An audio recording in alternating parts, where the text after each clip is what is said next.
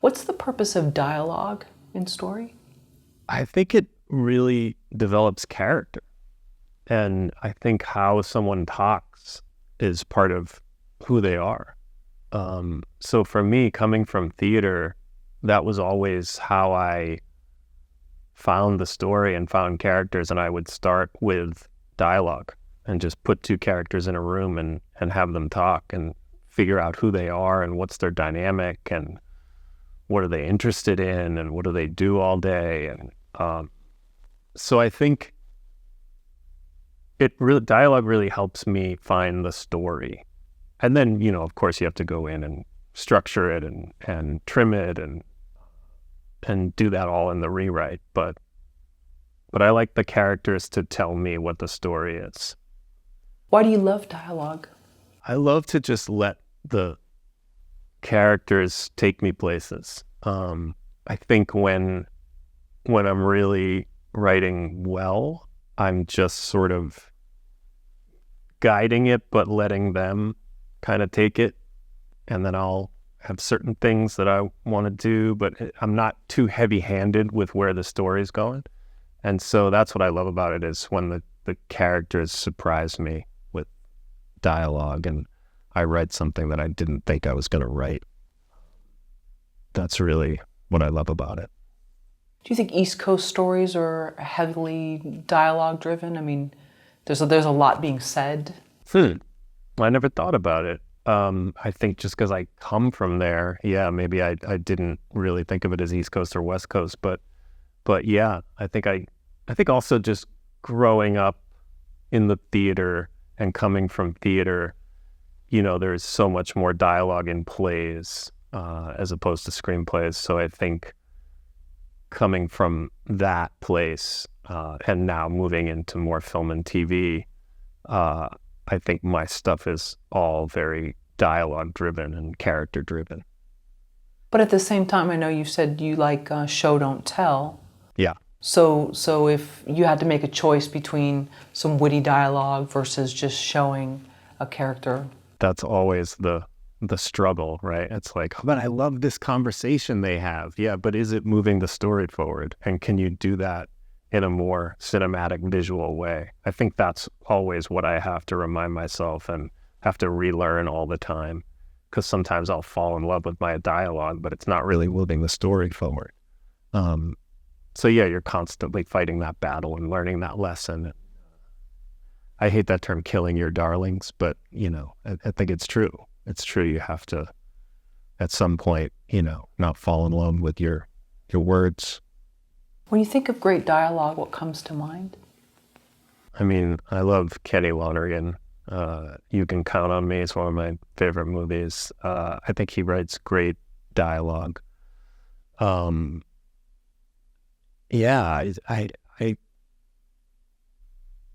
Noah Baumbach, love his dialogue. So I think, those were the two filmmakers that I feel like most influenced me in terms of like writing dialogue. And also just playwrights. Tennessee Williams, you said? Yeah, I love Tennessee Williams. His dialogue is like so poetic and beautiful. It's there's also a great playwright named Jonathan Mark Sherman, he was doing plays with Malapart, which is a theater company that he and Ethan Hawke had together. And that was really influential, seeing his plays when I first came to New York. Because it's like sometimes Tennessee Williams can be intimidating, if you're a young writer and it's inspiring, but it's also like so far from you. So coming and seeing somebody like Jonathan Mark Sherman, and he was also acting in a play with my dad, so I got a chance to meet him and talk to him and realize like, oh, I could do something like that, So I think sometimes having more of a close connection is even more inspiring. Did you say you ran into him around town, or? Well, he's also an actor. He acted back in the early 2000s when I was in New York, and he and my dad were doing a play together, And that's how I ended up seeing a play of his called Veins and Thumbtacks, which is a hilarious play that Malaparte produced, I think, in the early 2000s. But seeing that play really was one of the inspirations for me to write. So, yeah. What has writing stage plays taught you about dialogue? That there's a rhythm to it, and there's it's almost like there's a musicality to it that I think you can almost like close your eyes and listen to a play and still get the story. It's not as visual as film, so you're kind of telling the story through dialogue. And I mean, obviously things are happening in a play and there's behavior and everything else, but it's more central to the storytelling than in a film.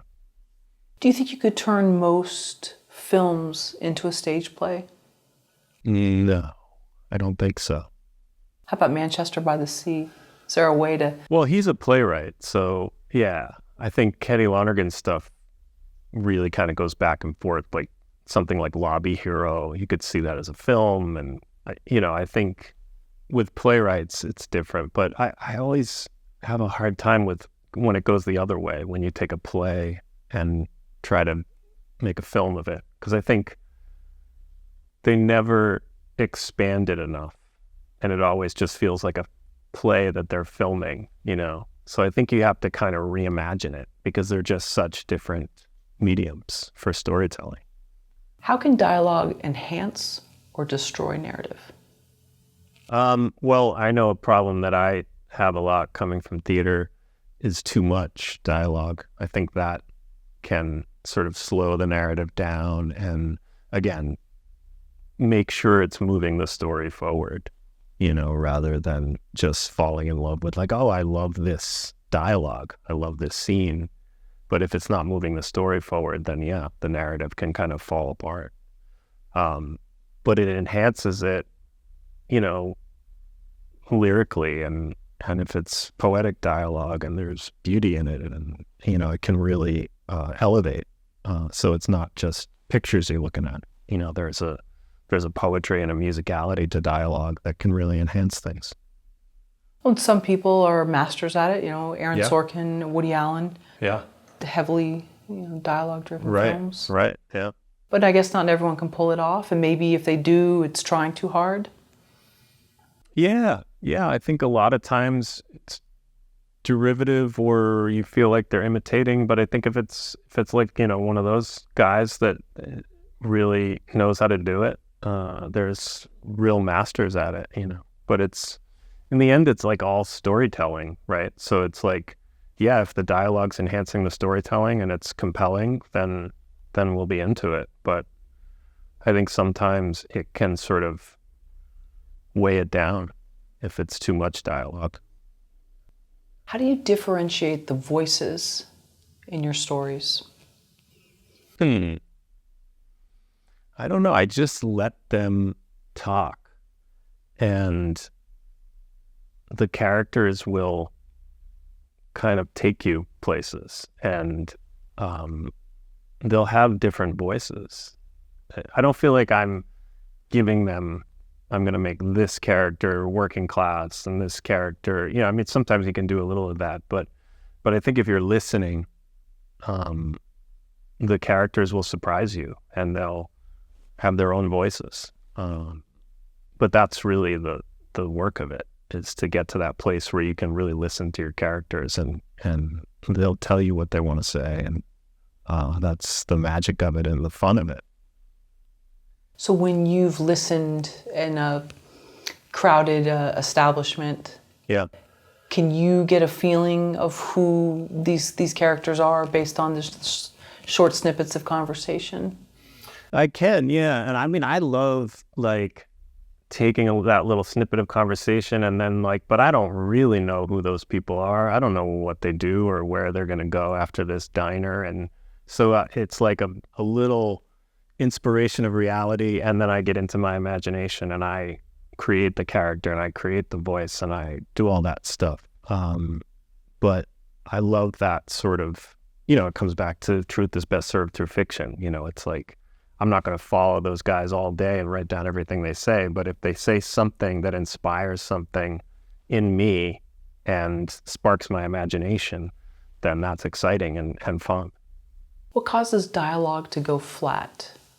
Again, if they're not propelling the story, I think if you're just kind of talking in circles and nothing's happening between the characters, or sometimes dialogue can be, people know how to write really clever, witty dialogue, but there's nothing going on between the characters and it's not moving the story forward. I think that's what can cause it to fall flat. Is there a scene of a movie that you can think of that's where there's just like this sort of very simple dialogue, but the way it's said is so beautiful that it's resonated with you, it's stayed with you? I mean, the classics are like Casablanca, which I watched. We were talking about that Warner Brothers doc earlier. I found out in that they shot 2 endings to that, where they end up together in one of the endings, and then which would have totally ruined that movie. But yeah, something like this is the start of a beautiful friendship. That comes to mind. Yeah, I talked about Kenny Lonergan, his dialogue, and You Can Count on Me, and Manchester by the Sea, the scene with Casey Affleck and Michelle Williams. So it was like beautifully written and constructed, and yeah, there's just masters at it that can really create something beautiful. Do you think television has the same type of dialogue, or is it sped up? There's not enough breath in it because we have act breaks and things? Yeah, I mean, depending on the television, something like Fleabag, like I love the dialogue in that, but yeah, it's a different kind of writing depending on what the show is. Nowadays, The Bear and stuff like that, it is sort of similar to screenwriting in that way. So the lines are kind of blurred between film and television depending on what you're writing.